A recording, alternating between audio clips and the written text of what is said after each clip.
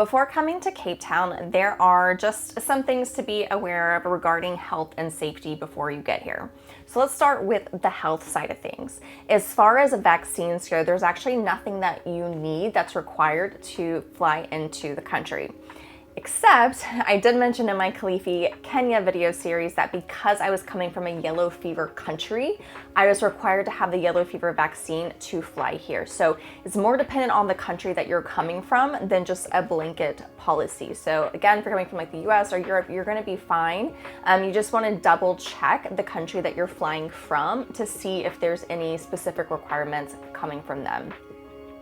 As far as malaria goes, that's also not something that you need to worry about here in Cape Town. Now, if you plan to go on a safari or maybe more like travel around more rural South Africa, it might be something that you want to bring with you. You might have your doctor prescribe that for you and give it to you before you come. But as far as like taking it on a regular basis or being in the city, you don't need it. Now, on the other topic of healthcare, South Africa has a really good healthcare system, or at least here in Cape Town. That's actually all that I've experienced so far. So we've actually had 2 people on our trip who needed to have emergency like ambulance to the hospital visits. And we've had a handful of people in our group who need to go to the doctor just for like different reasons. And so everyone who has needed to go to the doctor has received really good care and been taken care of very quickly. And how it works is you go and then you pay up front and then you just submit your claim to your international insurance. So you should have travel medical insurance while you are in a different country. I highly recommend it. I personally use Safetywing. That's what I have. People in our group use different ones, so just whatever works best for you.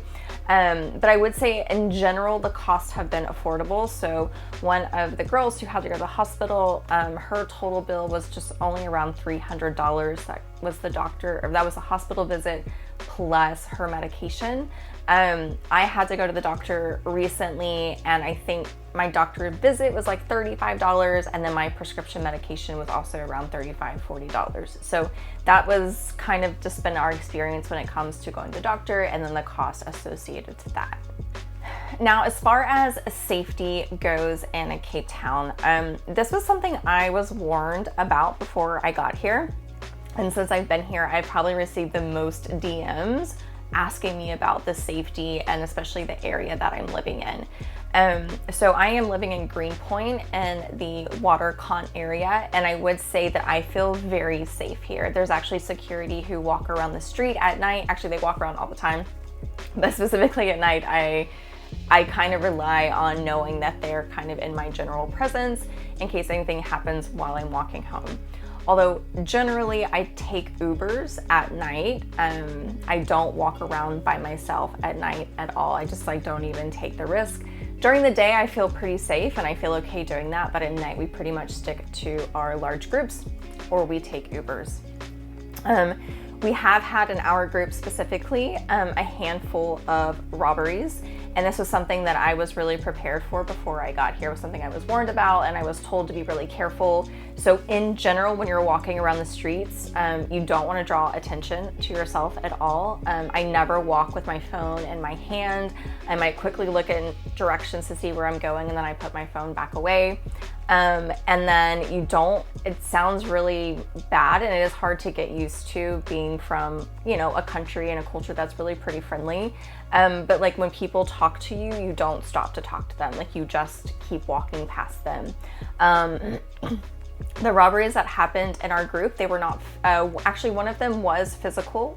One person was being asked for directions. Someone was in a car, they were asking for directions and she got too close and they tried to take her purse off of her. It did actually happen to me as well.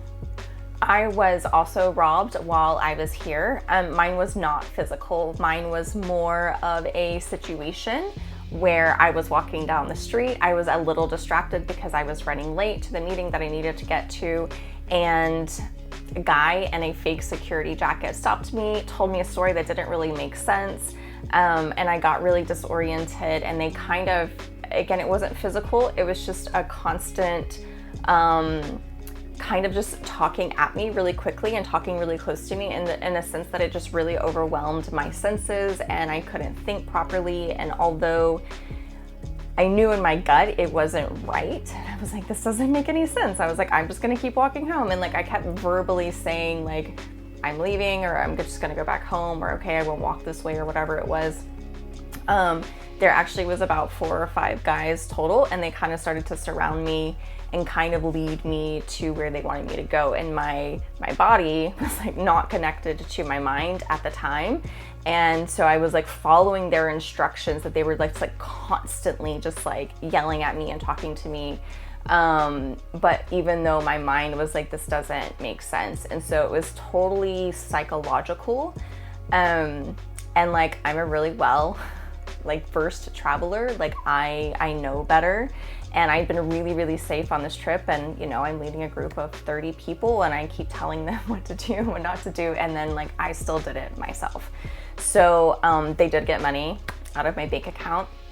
I lost my debit card, the whole thing. I've had to, you know, go through that whole process of getting things back, and I submitted a police report and all of that stuff. And so it hurt. At the end of the day, it hurt my pride more than anything. I don't know that it was really that scary as it was just more like overwhelming in the moment, and I just got disoriented and I kind of fell for it. So the thing is that I think when we think about robberies or we think about safety, we always think about people being violent, or we think about being, you know, mugged or something like that. And those things do happen. But the other thing to be aware of is just the scammers who are really, really good at what they do and who kind of do them in different ways. So as far as safety goes, it's definitely something in Cape Town to be aware of. Like I said, I do walk around by myself during the day at times, but I know what areas I feel safe going to. So my specific neighborhood, I feel safe in. The waterfront area, I feel safe in. I walked around Sea Point a little bit this week, and that was okay. But like the main downtown area, I kind of pick and choose the areas that I feel safe in.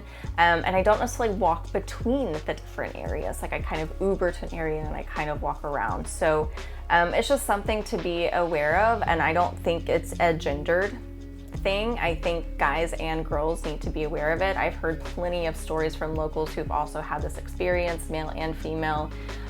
So it's definitely something to just be cautious about, be aware, be prepared. Again, don't draw attention to yourself. I never walk around with headphones here. I always have my phone in my purse. I have a crossbody purse. I don't have something that can be taken off easily or quickly. It is sad that I have to think about these things, but it is something that we do have to think about. So I don't want to scare you if you're coming, but it is something to just be very much aware of when you get here.